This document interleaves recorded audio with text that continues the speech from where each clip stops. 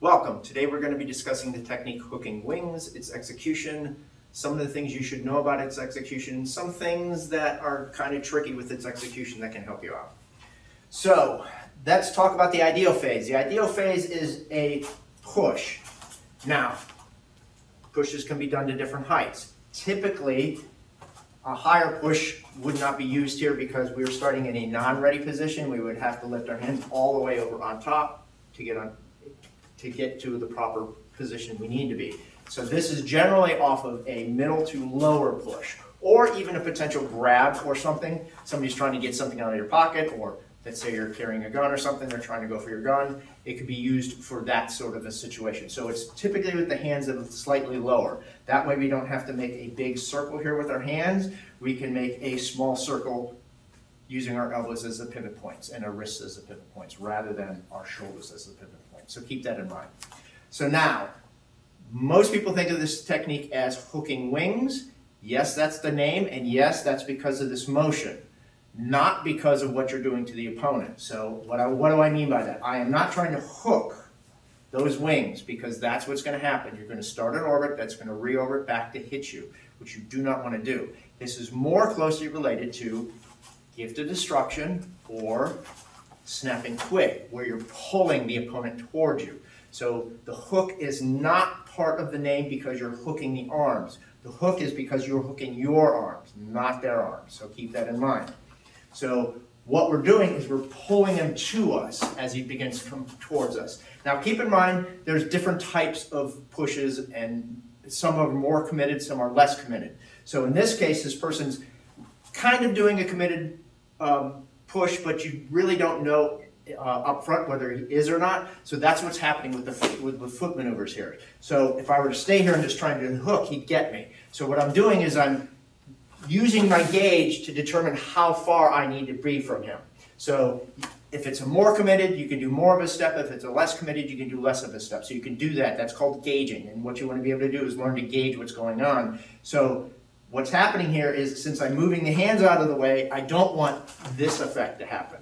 So that's what the stepping is for. So I try to gauge into that. And there's another thing that we're going to do, the follow-up with this, is to stop that from happening. In case he continues to come at us, we're actually going to pull him using opposing forces into the front kick. So what do I mean by that? As I begin to pull him back, I want him to walk right into that. Now I step back because I didn't really want to push him back very hard, and I'm not doing it very hard.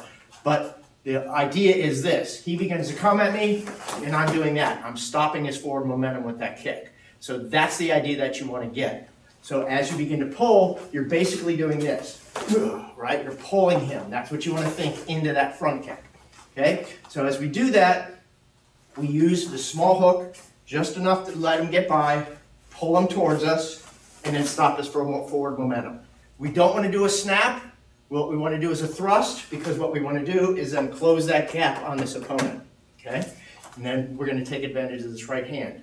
So if you notice, what I did from here is I stepped and didn't take advantage of anything, because the next strike is going to be a hit. What I want to do is take advantage of the fact that I'm settling my weight down. So I want to use that, use the gravitational marriage with that, along with the torque, with the body English of rotating my body in order to generate a nice powerful strike to the guy's face. Because we really haven't done anything to this opponent, just basically stopped them and really only hurt him at the lower end. We want to be able to take out the top end too. So what we want to do is pull, hit, drop. If you notice, I'm taking advantage of that drop to hit. That'll turn the face that way. Then I'm going to come back on a figure eight here. So let me do this towards the camera. We're going to be doing this. Okay? So the first hit goes this way, the second hit goes this way.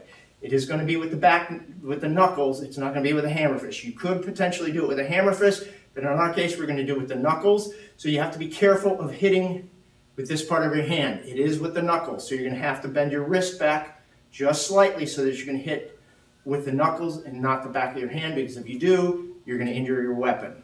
So let's do it 180 degrees so that you can see that direction. So we get to this point, get the kick, get the drop. So now, where am I going to hit? Anywhere from the tempo, and if he turns his face, that's where a hammer fist might be better. We're going to stick to the ideal phase and go to the tempo. So we're going to hit down at that 45. So what we're doing is we're creating a circle on the horizontal. So now what we're going to do is we're going to do a circle on the vertical. So now I've done this hit. What I want to do is close the distance on this guy as I do the hit. There's another thing that you could potentially do here, a couple different things. So we have a general rule that says don't leave loose extremities hanging around. If I'm hitting this way and begins to do something with the right hand, I can use that, divert, and do things against the right if I need to. And the left hand's here also. But I have the left hand free to do things because I'm only doing things with my right hand during this technique. So there's two things that could be of help to you. One would be hit and then grab, potentially grab them and then do the rest of the technique. The other would be don't do the hit, do the grab and pull them into the rest of the technique. Those are not part of the ideal phase, but just keep in mind that those are available to you at any given point. So we're going to go back to the ideal phase at this point. We've done our hit here, we've done our hit here. So this left hand is a gauge to help you out with this upper elbow. So we've done this circle on the horizontal, now we're doing a circle on a vertical. If you look at it from straight ahead, my point of view, you're going to see it's a line this way and a circle this way. So it's going to be a line and a circle, but if you look at it from my direction, you're going to see a circle this way and a circle this way. So we always like to use circles and lines and show you how they work together and how you can convert from one to the other. In this case, we're doing orbital switches. Okay, so what can go wrong here? What can go wrong here is I don't turn. And you can see I'm short shifting my elbow. What I want to do is turn onto that horse so I get proper alignment for my elbow, and I don't want over rotation, which then takes me back out of alignment. So I have two improper, one proper.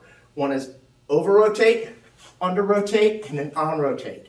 So from here, what I want to be able to do, keep this left hand if you can, or keep it here, or just check with it. And what I want to do is hit him with this heel palm claw. This is going to be a heel palm and then a claw to the face. Now, if you notice, if I stay into my horse, I really don't have the proper alignment. So what I want to do is I want to turn back to that neutral bow. Now you may be saying, well, I'm pulling my body away. I'm taking that rotation and going away from the opponent. That is true, but it doesn't matter in this case because this is a horizontal rotation and this is a vertical rotation, so it's not going to affect it. It would affect it if I was using a rotation on a horizontal and a distance on a horizontal, but I'm not. I'm using a horizontal and a vertical, which won't affect it as much. Okay, so we can properly pull his shoulder away to get the proper alignment for the heel palm. So the heel palm ideally goes to the bridge of the nose and then claws the face, and then from there, cross out the cover. So let's walk through this a little bit faster with a little bit less explanation, but covering the major points. Hook mostly with the elbows and the wrist, primarily the wrist, secondarily the elbows, not the shoulders.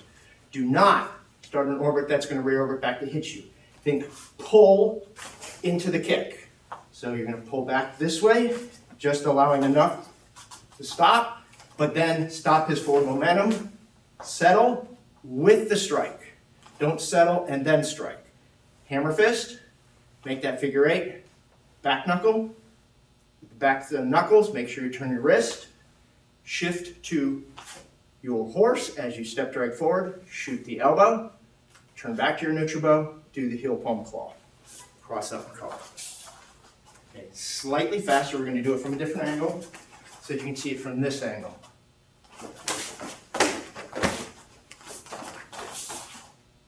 Up. Hope this video helps you. Thank you very much.